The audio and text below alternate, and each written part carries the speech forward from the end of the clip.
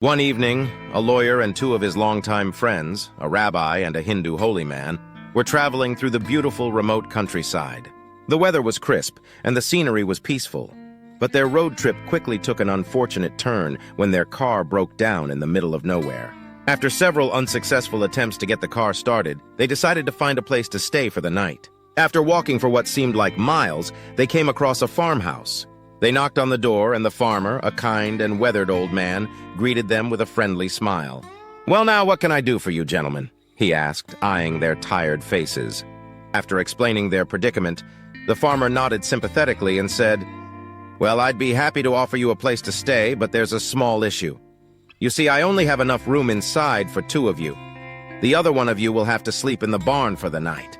The lawyer, who was used to getting what he wanted, immediately frowned at the idea of sleeping in a barn. But the rabbi, being the most selfless of the group, stepped forward with a warm smile and said, "No problem at all. My people wandered in the desert for 40 years, so I've learned to live humbly. I'll gladly take the barn." The Hindu holy man nodded in agreement.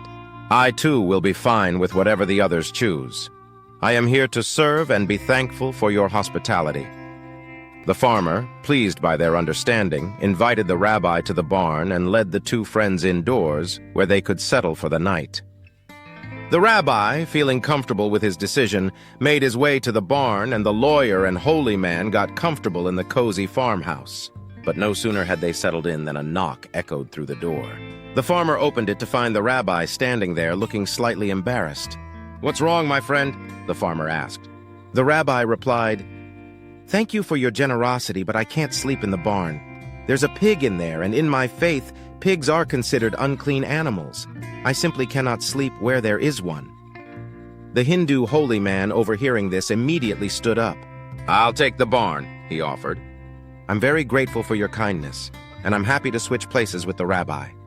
The rabbi smiled gratefully and moved back indoors as the Hindu holy man ventured out to the barn. The lawyer, who had been quietly listening to the entire exchange, muttered under his breath but didn't protest. He thought to himself, "It's just a barn, I'll be fine." But as soon as the Hindu holy man stepped out, there was another knock at the door. The farmer opened it once again, and this time it was the Hindu holy man standing there, his face slightly pale. "What's the matter now?" the farmer asked, his patience beginning to wear thin. The holy man replied, "I'm most grateful for your hospitality, but I cannot sleep in the barn. You see, there's a cow in there, and in my tradition, cows are sacred. I cannot bring myself to sleep on holy ground." The farmer, now completely bewildered, scratched his head and sighed deeply. "Well then, I guess the only one left to sleep in the barn is the lawyer." The lawyer, who had been trying to keep his frustration in check, finally threw his hands up in exasperation. "Fine," he said, "I'll do it. But I must warn you, I am not happy about this at all." With a dramatic sigh, he made his way out to the barn, muttering complaints under his breath.